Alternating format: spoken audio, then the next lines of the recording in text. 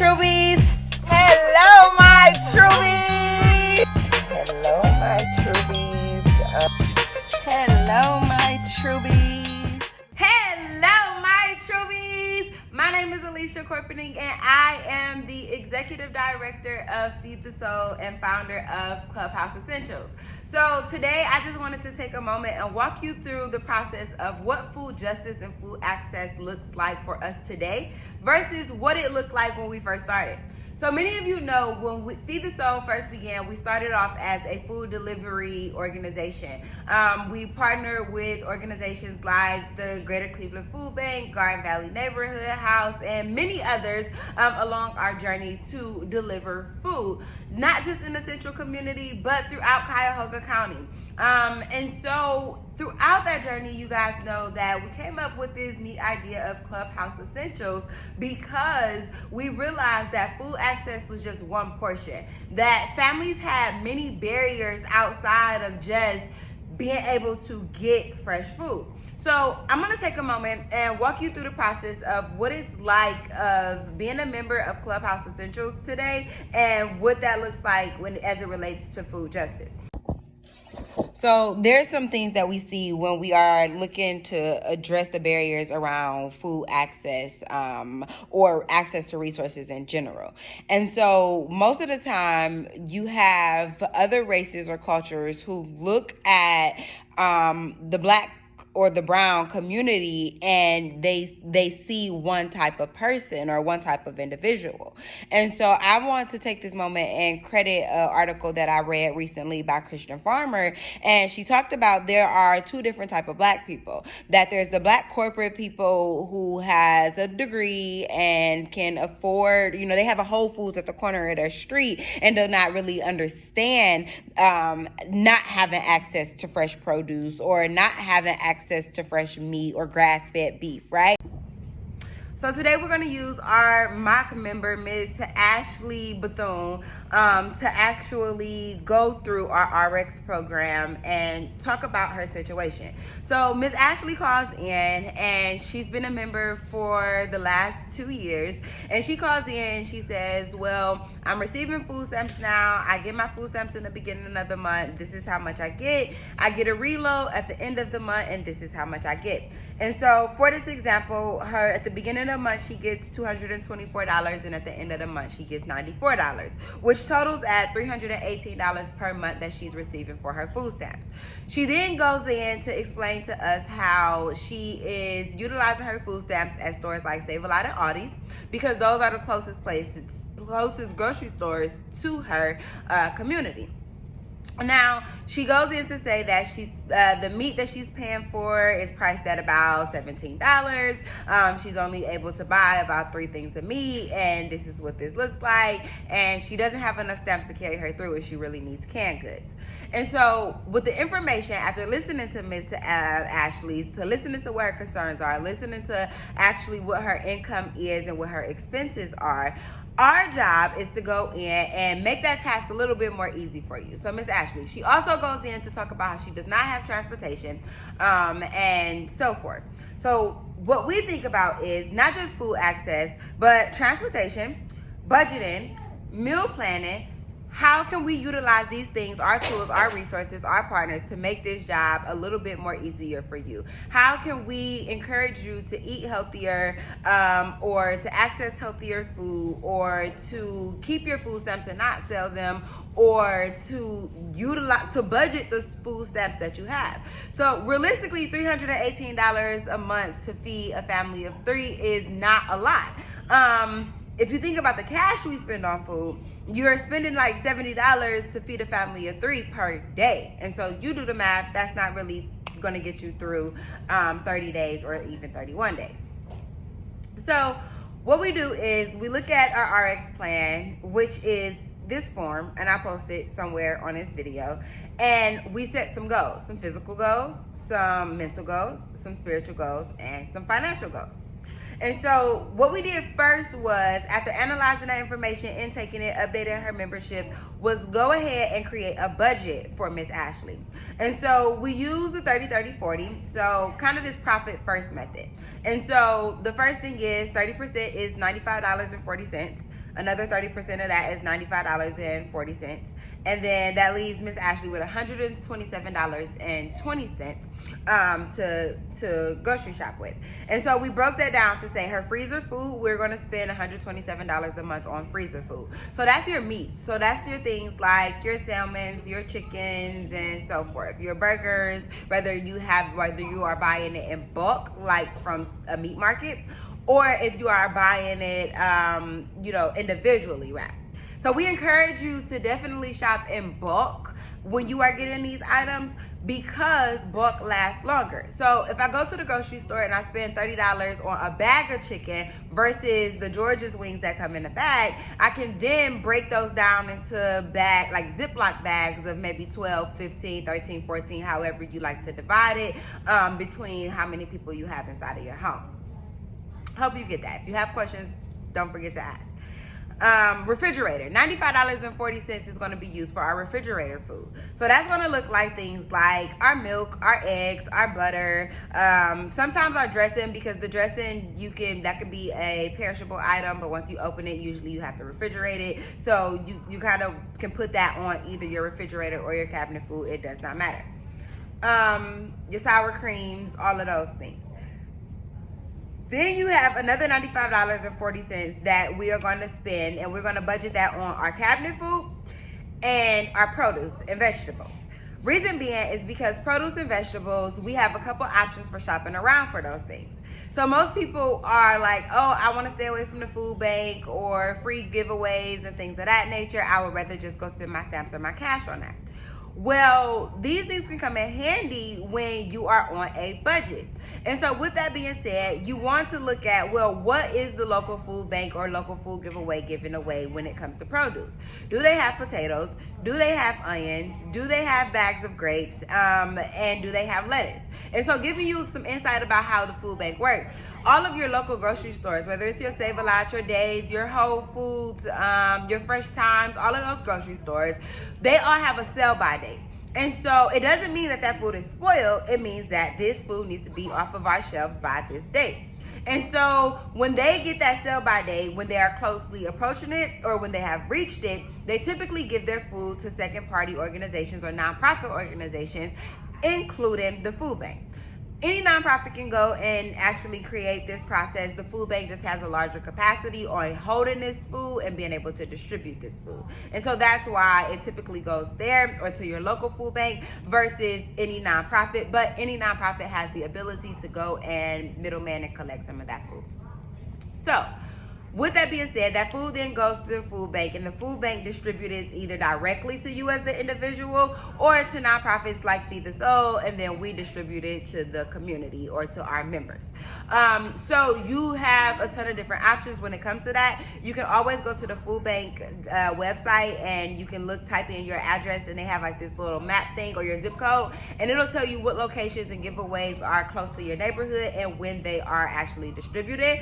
Feed the Soul does have a copy of that list, so if you're having difficulty on the website or if you call their help desk and you have some difficulty, you can call our line as well, and we can help let you know what distributors are in your community. But again, you can always call your local food bank and get that information directly. So I'm going to walk us through a couple of different things that we should be thinking about when we are shopping for our food. Canned salmon is about $2 inside of the grocery store right now, but you can get these items for free throughout a food distribution or through your local food bank, and that is $2 that you are saving inside of that $318 budget. When it comes to snacks, we love things like veggie chips. We have some Kino chips that we just started eating. Those are really good. They have a barbecue flavor. Pretzels, trail mix, again, multiple things. These are things you can utilize for snacks, for sandwiches, when you just have the sweet tooth craving that you are wanting to meet, as well as grapes. So another thing, I'm going to jump back to the grapes really quick. I love to freeze my fruit, whether it's frozen strawberries, grapes, or bananas. That is really great for a snack for the kids or even for yourself as an adult. Sometimes these are the type of items you'll see in the food bank. You may get some onions, you may get lemons, some grapes, sometimes oranges, potatoes, things of that nature. And so one of the things I want to discuss is mold. So one of the things that we have, so this is a bag of onions, and as you see, we have like this mold on there. And so this is actually some onions that I bought out of Aldi's.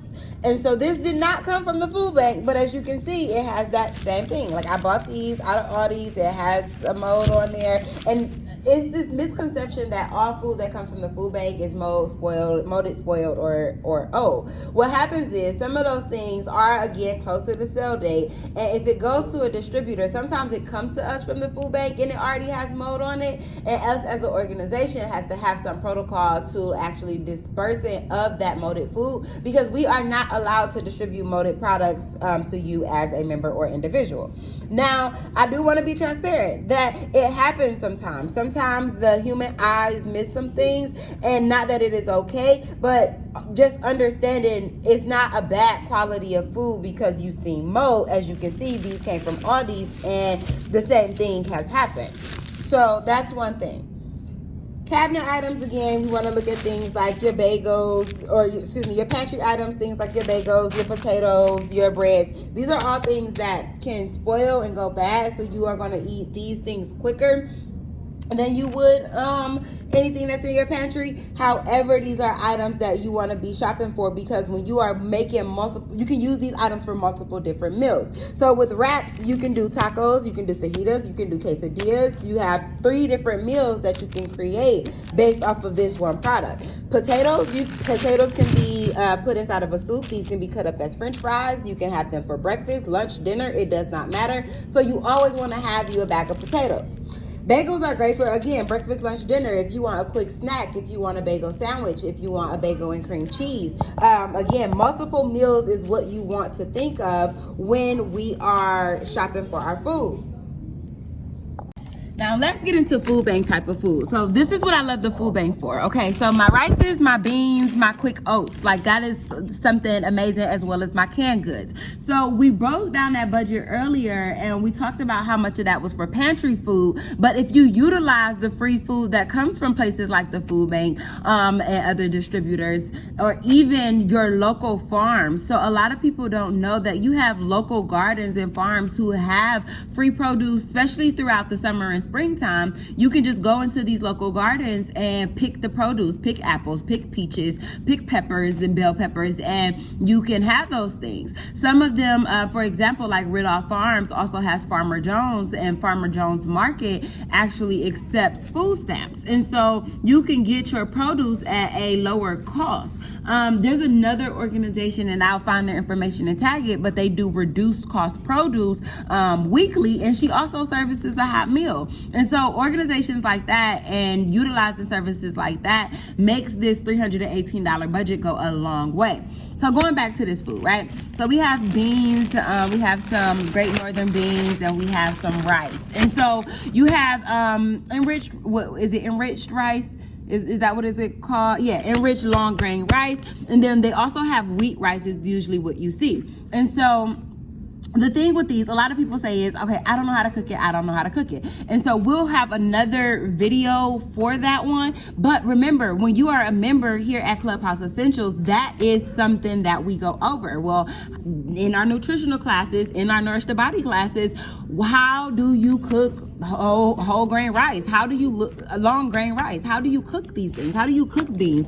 Most people do not know that you have to soak these 2 items before even cooking them. But those are things that we cover in our nutritional class, and that we'll cover in another video. Quick oats. So I love some oatmeal, right? This is a quick snack that you can have for breakfast, a quick nutritional breakfast that you can have. And remember that trail mix that we have? Well, we can add some of this trail mix inside of our quick oats just to spice these up a bit. Even if we have these oats with that bagel that we talked about, that is an option as well. And if you don't have fresh fruit, or you're out of that fresh fruit, using things like your canned fruit is always a plus. Canned fruit could also be utilized. I don't have the egg rolls out here, but the egg roll wraps. You could use like the canned peaches and things of that nature to make really delicious treats. Again, we'll cover those things. We cover those things inside of our Nourish the Body nutritional class here at Clubhouse Essentials. Another thing I love about the food bank food and food distributions that happen through its organizations. Peanut butter. So you have peanut butter. Peanut butter and jelly never gets old. Quick snack for the kids. Peanut butters, your jellies, crackers. Put those on a cracker. Put them inside of a sandwich bag. Again, there's a healthy snack for the kids. Diced tomatoes. Everybody use this for your spaghetti or your chili. Canned salmon. I love a salmon patty. These are things that canned salmon is like $2 inside of the grocery store right now.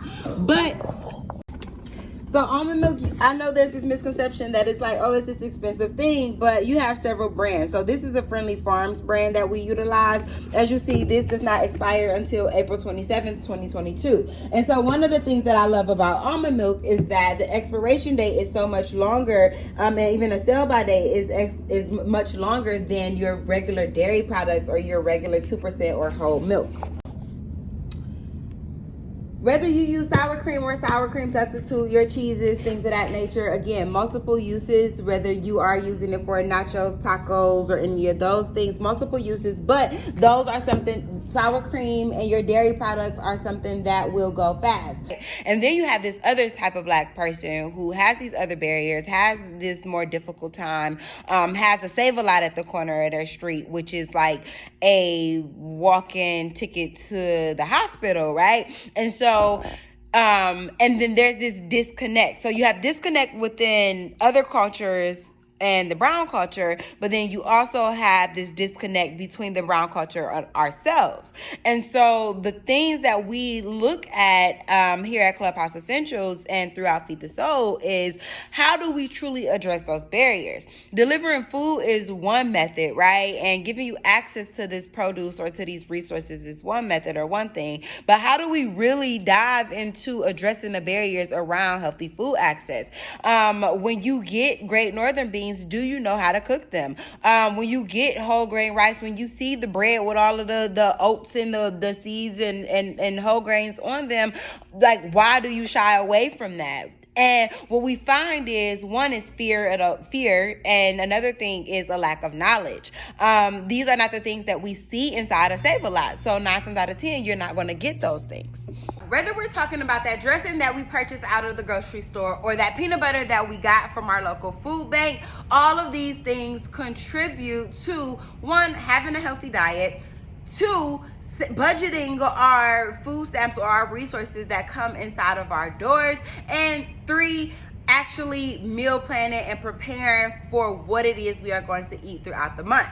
No one should go hungry. No one has to go hungry.